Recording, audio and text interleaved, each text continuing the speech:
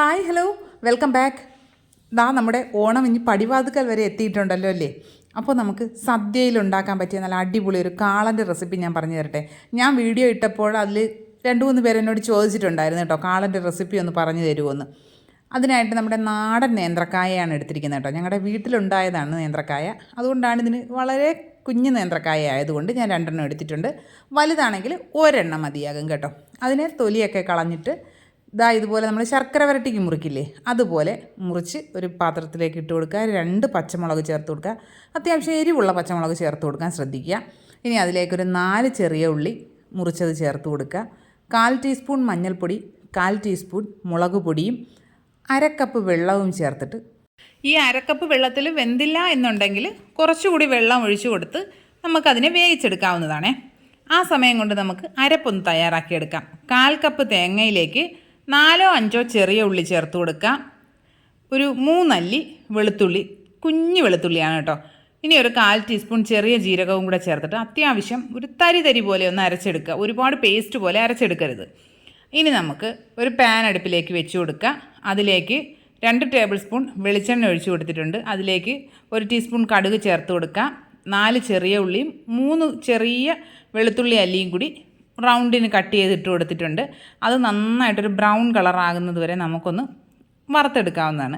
ഇനി അതിലേക്ക് കുറച്ച് കറിവേപ്പില, കുറച്ച് വറ്റൽമുളക്, ഇതെല്ലാം കൂടി ചേർത്തിട്ട് നന്നായിട്ട് നമുക്കതിനെ നമ്മൾ കടുക് താളിക്കുന്നത് പോലെ വറുത്തതിന് ശേഷം ഗാർണിഷ് ചെയ്യാനായിട്ട് ഞാൻ കുറച്ച് മാറ്റി വയ്ക്കുന്നുണ്ട് കേട്ടോ. ഇനി നമുക്കിതിലേക്ക് നമ്മൾ അരച്ച് വെച്ചിരിക്കുന്ന കൂട്ടിനെ ചേർത്ത് കൊടുക്കാവുന്നതാണ്.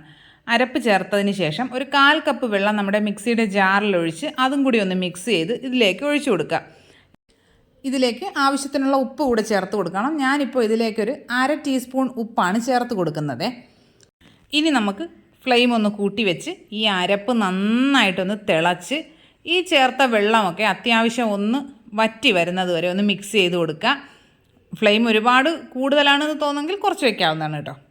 നന്നായിട്ട് ഇതൊന്ന് മിക്സ് ചെയ്തെടുക്കണം. ഈ അരപ്പിൻ്റെ ആ ഒരു പച്ച ടേസ്റ്റ് എല്ലാം മാറി അത്യാവശ്യം നന്നായിട്ടൊന്ന് ഡ്രൈ ആയി വരട്ടെ. അപ്പോൾ നമുക്കിതിലേക്ക് നമ്മുടെ കായ വേവിച്ച് വെച്ചിരിക്കുന്നത് ചേർത്ത് കൊടുക്കാവുന്നതാണ് കേട്ടോ. അതിൽ 1-2 ടീസ്പൂൺ വെള്ളം മാത്രമേ ഉള്ളൂ കേട്ടോ, ബാക്കി മുഴുവനായിട്ടും വറ്റിപ്പോയിട്ടുണ്ട്. ഇനി നമുക്ക് ഈ കായയും കൂടെ ചേർത്തിട്ട് നന്നായിട്ട് മിക്സ് ചെയ്തെടുക്കാവുന്നതാണ്. നമ്മുടെ ഈ കായയിലുള്ള മഞ്ഞപ്പൊടിയും മുളക് പൊടിയും എല്ലാം നമ്മുടെ ഈ അരപ്പിലേക്ക് പിടിക്കണം.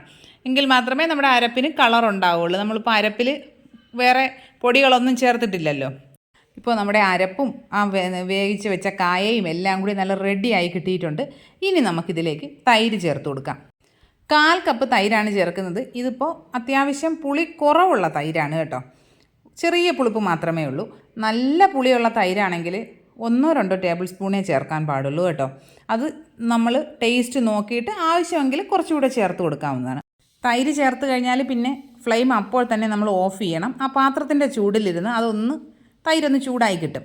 അപ്പോഴേക്കും നമ്മുടെ കറി അല്പം ലൂസായതുപോലെ നമുക്ക് തോന്നും. അങ്ങനെയില്ല, ഇത് ചൂടാറി കഴിയുമ്പോൾ നന്നായിട്ട് അങ്ങ് തിക്കാവും കേട്ടോ.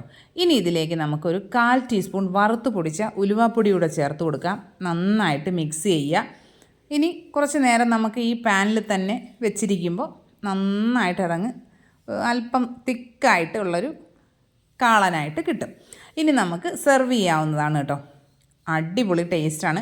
എല്ലാ കൂട്ടുകാരും ട്രൈ ചെയ്ത് നോക്കണം. അതിൽ കിടക്കുന്ന പച്ചക്കായ എടുത്ത് കഴിക്കാനായിട്ട് നല്ല ടേസ്റ്റാണ് കേട്ടോ. അപ്പോൾ ഇത്തവണത്തെ ഓണത്തിന് ഈ സദ്യ റെസിപ്പി ഒന്ന് ട്രൈ ചെയ്ത് നോക്കുക. ഫീഡ്ബാക്ക്സ് കമൻറ്റ് ബോക്സിൽ അറിയിക്കുക.